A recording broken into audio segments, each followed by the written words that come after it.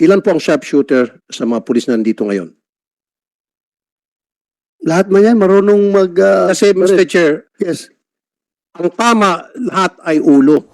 PNP pakisagot. Bakit pinabayaan nyo ng ilang oras na nakalubog yung bangkay hanggang sa dumating yung uncle? Bakit po hindi sinisid ng mga tauhan nyo, 19 and all, yung bangkay matapos makitang lumubog pagkatapos pagbabarilin? Pumunta po doon yung nabalitaan niya po na nabaril po yung anak ko. Gusto po ng asawa ko na sisirin yung anak ko. Pinagbawalan po nila. Inaano po namin, wala po kaming, hindi po namin nakita yung katawan po ni Jun. So, nagsinungaling naman to. Ang daming kasinungaling itong si Captain Carpio. Captain Carpio? You were there, tama? Yes po, Your Honor. Okay, bakit ang uncle, isang sibilyan na wala namang kinalaman sa pamamaril, ang sumisid sa bangkay at hindi po kayo at mga tauhan ninyo?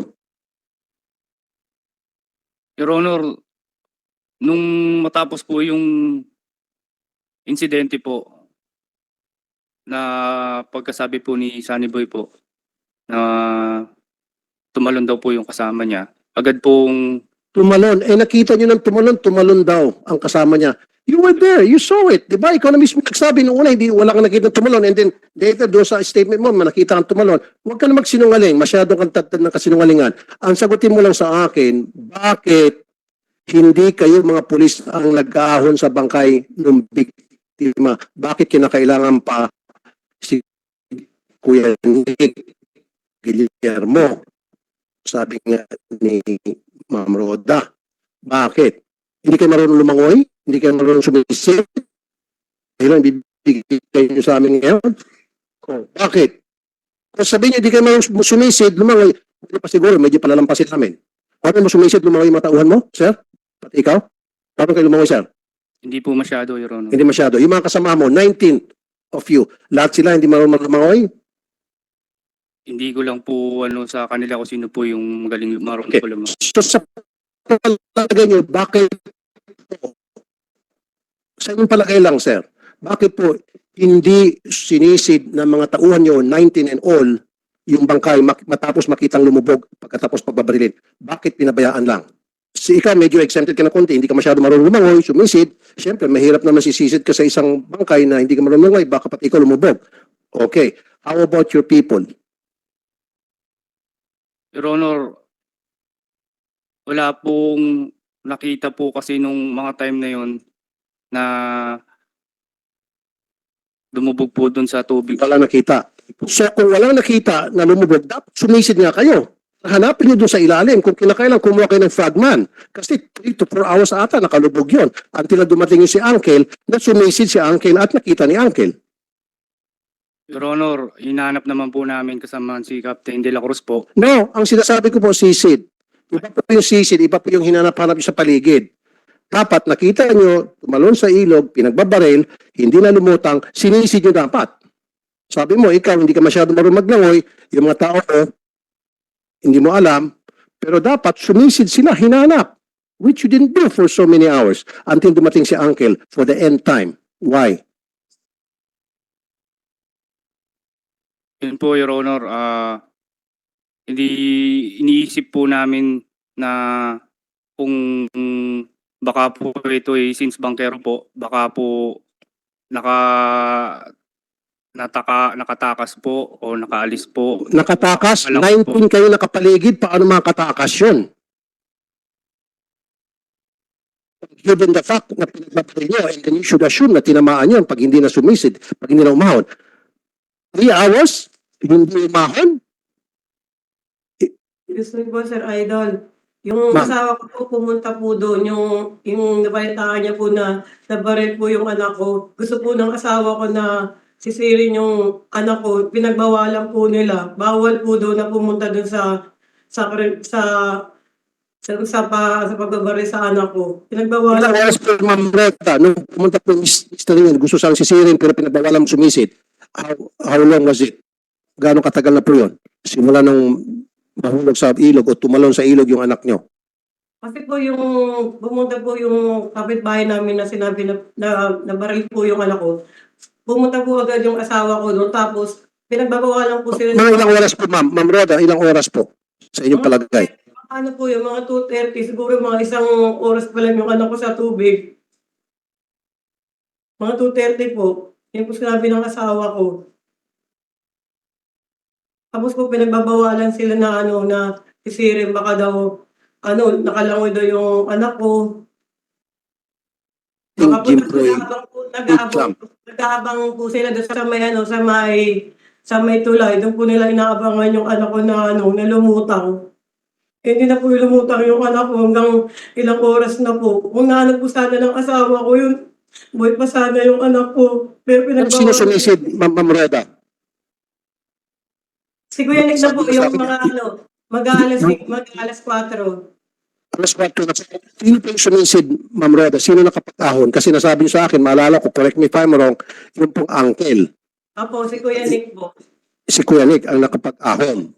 O, yan, maliwanag. So, Ma'am Roda, makabigay ka ng pangalan kung sino yung nagbawal sa asawa mo na sumisid, na hanapin yung kanyang anak? Sino po nagbawal? Kasi ganito po yun, yung mga baril po kasi nila, nakatakip po sa mga pangalan nila eh. Hindi po makita ng asawa ko sa kanong mga anak ko kung sino yung mga pulis. So, Nakatakip po anong suot ng pulis? Anong suot ng pulis? Mga squad, Uniforme na blue o uniforme na itim? mga squad po. Ha? Squad po, SWAT. SWAT. Opo. So, kayo yun, De La Cruz, mga SWAT. Pinagbawalan ba ninyo na sumisid yung tatay, hanapin yung anak niya? Your Honor, umalis po kami doon sa lugar na yun, is 245. Actually, nung sinabi ni Sunny Boy na, Sir, yung kaibigan ko natakot sa putok, tumalon. Narinig ko po yun, Sir. Feel po namin sumakay doon sa bangka kung saan siya tumalon. Hinanap po namin siya. Yung mga ibang kasamaan po namin, nautusan po namin sila na lahat ng gilid, lahat ng doon sa pader ng ilog ay inalugog po yun, sir. Inalugog din po. Ngayon, ang kwan po namin doon kasi wala po kaming nakitang bakas ng anumang dugo. I'm sorry, Your Honor, Mr. Chair, this guy is lying through his teeth. Pinagbawalan yung sumisid, yung father ng victim, that means alam nyo na lubog yung bangkay. Kasi kung hindi nyo sila pinagbawalan na sumisid, then tama yung pinagsasabi mo, maaaring nakatakas. The mere fact na sinabi nyo huwag kayong sumisid dyan para i-recover yung bangkay, that means alam nyo for a fact na nalunod na yung bangkay. As simple as that. That's logic. That's common fact. Sinong nagbawal sa inyo? Sinong nagbawal? Sinong nagbawal sa father na sumisid? Sir, kung nakausap man yung father niya, sir, hindi ko po alam, sir. Ang pagkakakuan ko po dyan, pagkatapos nung kahanap po namin kasi hindi po namin nakita si Jimboy, inipon ko po yung mga kasamahan ko po, inipon ko po sila. Kaya nga, Mr. Chair, sana nung nakita nyo na lumundag, sabi nga niya ni Captain Carpio, tapos umalis ka kaagad, hindi ka dapat umalis until na-retrieve nyo yung bangkay. You left, Mr. sabi mo, Chair. 4:45. Yes, Mr. Chair. At saka one step backward po. Bukod sa magkaiba din yung kwento nyo, sabi nyo po, Captain Carpio, hindi nyo hinanap. Sinasabi nyo, Captain De La Cruz, hinanap nyo. One step backward. Di ba sa plano, yung IOP nyo, Intelligence Operation Plan, di ba sabi nyo kanina yung objective, arestuhin si Reynaldo Bolivar, tama? So nung binaril ng mga tao nyo, yung pinaghinalaan yung si Reynaldo Bolivar, lumundag o nahulog siya sa tubig at pinag-ulanan nyo ng bala, then hindi na siya umahon, di ba dapat hinanap nyo para masabi nyo kung mission accomplished o hindi na nakuha nyo yung Reynaldo Bolivar? Di ba sir, Captain Carpio? Yes po, ma'am. Ma'am, Bakit nyo po hindi ginawa? yun nga po, ma'am, hinanap po namin, pumunta po sa bangka, tapos pinlashlight din po yung paligid po nung ilog At yung mga kalapit na bangka po, tinignan din po namin na baka mamaya nagtago lang po doon. So ngayon sir, sinasabi nyo, hinanap nyo. Pareho na ang kwento nyo ni Captain De La Cruz. Yes po ma'am, yun naman po yung sinabi ko po ma'am na hinahanap naman po. Pero bakit pinagbawal? Sinasabi ni Miss Roda, pinagbawal yung asawa niya, yung ama mismo ng bata, na sumisid at hanapin din yung katawan ng anak nila. Hindi ko po alam ma'am kung sino po yung nagbawal sa kanya ma'am. Mr. Chair, Miss Roda. Yes, go ahead, Mrs. Roda. Mr. Chair, masasagot ko yun sana. Pinigilan po nila na sumisid because they want to make sure na patay na talaga yung bangkay.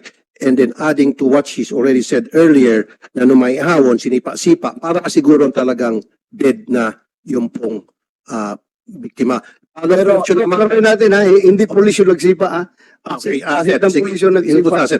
question, Mr. Chair. Yeah. Sino po yung mga sharpshooter dito? Ilan po ang sharpshooter sa mga pulis na nandito ngayon? Lahat man yan, marunong mag... Kasi, Mr. Chair, yes. ang tama lahat ay ulo. So, as opposed sa katawan. Kasi yung katawan ang pinakamalaking bahagi ng human body. Ako po ay nagta-target shooting din. Pero bibihira po ako makatama sa ulo. Lalo pa sa may bandang ilong. Ang palagi kong tama pag ako, dibdib, puso. Pero ito sila, puro ulo ang tama. That means asintado yung mga namaril. Kasi ulo ang tama, talagang sinisigurong patay na. Kasi kung ang kanilang intention ay to disable only a suspect na para hindi makatakas, kung halimbawa ay nasa kokote nila, sana man lang sa paa. Pero bakit sa ulo? That means talagang the intention was to kill and kill and kill the victim. Mr. Chair, Yes, go ahead, Senator Risa. pati po ba, Captain Carpio, yung objective dun sa di umano aresto kay Reynaldo Bolivar, aresto ba ang pakay o mapatay din siya? Aresto po ma'am. Kung ang nangyari ay nakapatay ng tao na later on sabi nyo mistaken identity, yun na nga, bakit hindi ka agad kinuha sa tubig? Doon po kasi sa autopsy report ni Dr. Fortune, posibleng buhay pa si Jemboy. Bago dahil sa mga sugat niya, yung tama sa kanyang katawan at pagkalunod, ay tuluyan na siyang namatay. Bakit hindi po kaagad ni-recover, binigyan ng first aid, itinakbo sa ospital? Yun nga po ma'am, sa paglapit po namin doon po sa tinuturo ni Sunny Boy na pinagtalunan at sa bangka po at sa paligid din po ma'am, doon sa ilog po, inano po namin, hindi po namin nakita yung katawan po ni Jim. So, Sir, hindi ka yes, Mr. nakonsensya? Chair. Hindi kayo nakonsensya na hindi nyo nakita yung tao na tumalon doon sa bangka? Baka nalunod yun? Hindi kayo nakonsensya? Excuse me Baka po. nalunod yun. Nag-effort na hanapin? Excuse me po, Senator. Yes. Di ba po sabi niya po kanina, gumamit po sila ng flashlight. Ang araw-araw nga po noon 1:30 yung namatay yung anak ko. Tapos, halimbawa, kung 2:30 nila hinanap, bakit kailangan pa nilang gumamit ng flashlight? Bakit malabo pa po ba yung mata nila? Kailangan nilang gumamit ng flashlight? Ayun po yung The mere fact, no, Ms. Ruda, the mere fact na umalis sila ng after 1 hour na pagsisearch, umalis sila na walang nakita, ibig sabihin, pinabayaan na lang nila kung tumalon man yun. Pinabayaan na hindi na talaga hinanap. Kung ako nun, hipi, may nakita, nag-report yung tao mo na may tumalon doon at pinaputukan yung tubig, hindi ka mag-isip na baka tinamaan sa katawan yung tao kaya hindi na lumutang, hindi ka nag-effort na hanapin ninyo hanggat pakita nyo?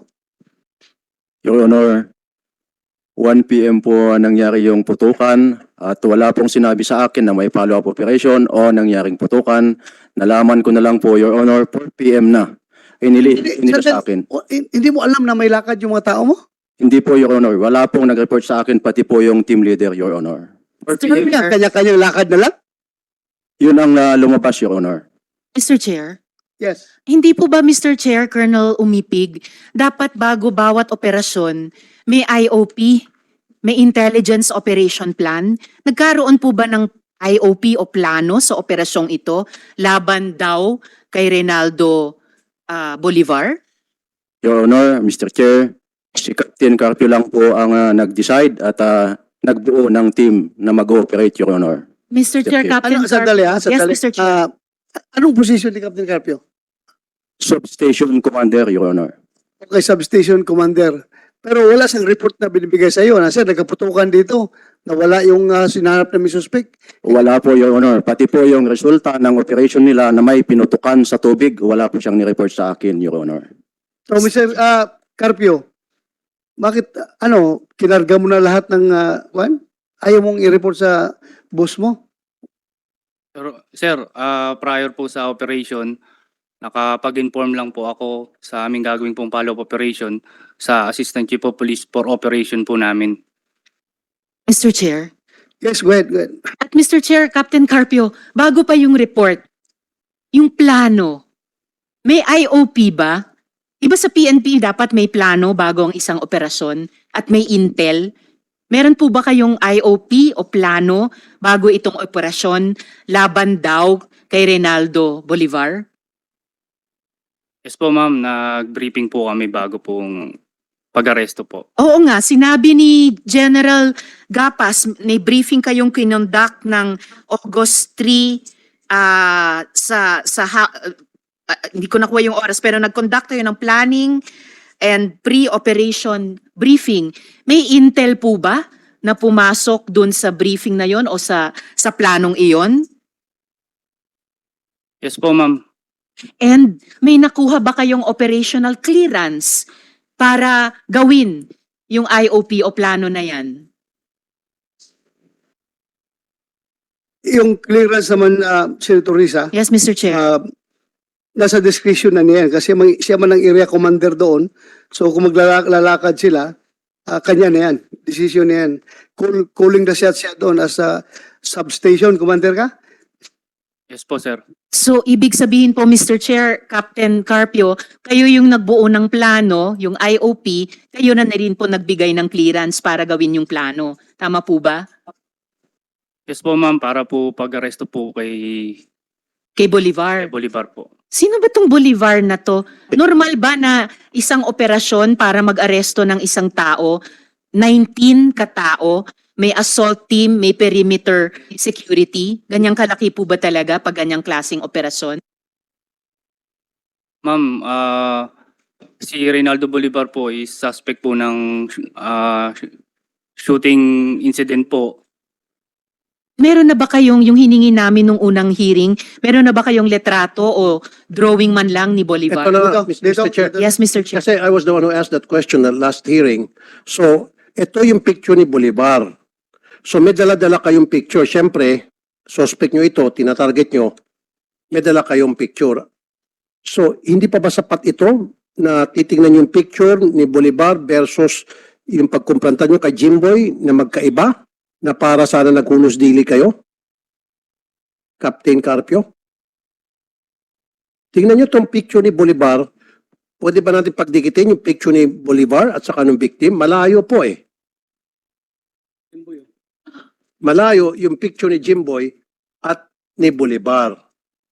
So sana, nung kumprantahin nyo po si Jimboy, hawak-hawak, may warrant of arrest po itong si Bolivar, di po ba?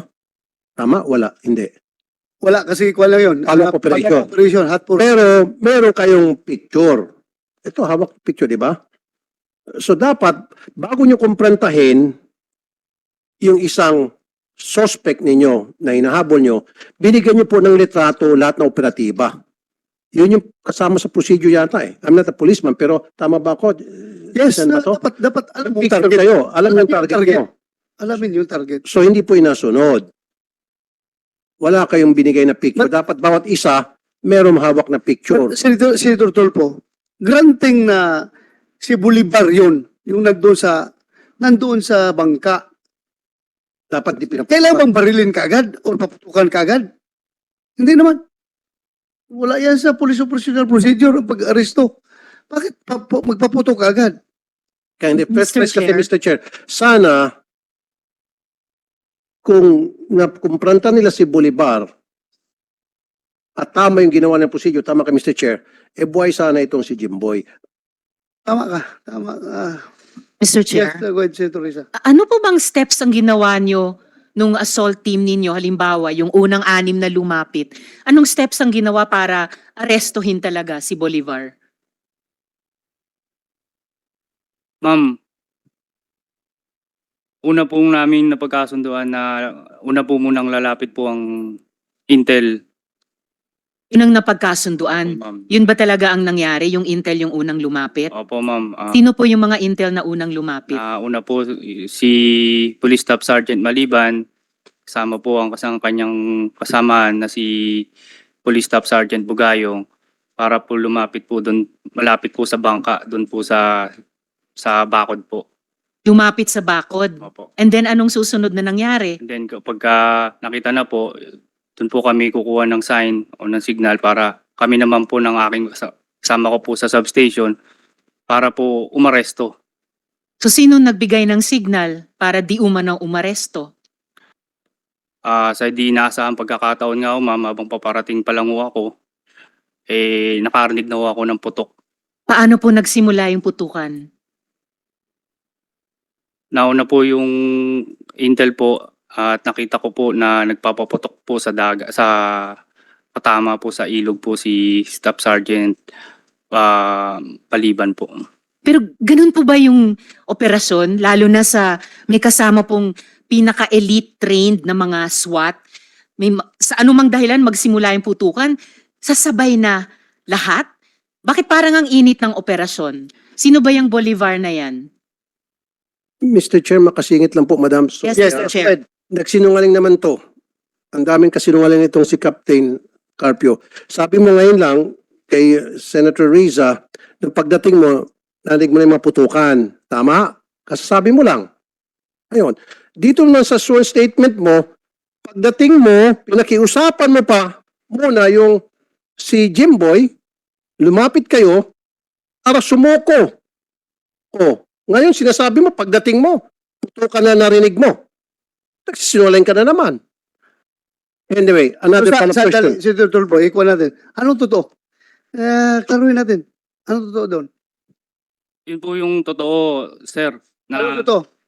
Nauna po yung sila Maliban po, tropang yung intel po, kasunod po kami. Tapos? Po ako. Tapos, habang papasunod po ako, habang sila nandun na sa may malapit sa bangka sa simento, nakarinig na po kami ng putok po. So, paano yung sinabi ni Senator Tulfo na nasa pinabit mo na sinabi mong kinausap mong sumuko? Your Honor, After the putok na yun o before the putok? after po naputok na po, Your Honor, kasi po, After the putok? So, lubog na sa ilog, tapos sinabi mo, sumuko ka na. Your Honor, yun nga po ang gusto ko pong iklaro. Ang nakita ko po na nasa bangka po, na pinapasuko po, si Sunny Boy po. Okay nga, so ibig sabihin, contrary doon sa sinabi mo kay Senator Risa, na pagdating mo nagpuputukan na. So ibig sabihin, dumating kayo na hindi pa nagpuputukan at pinasusuko niyo yung tao, yung victim, at nung nagulat sa inyo, lumundag, pinagbabaril nyo.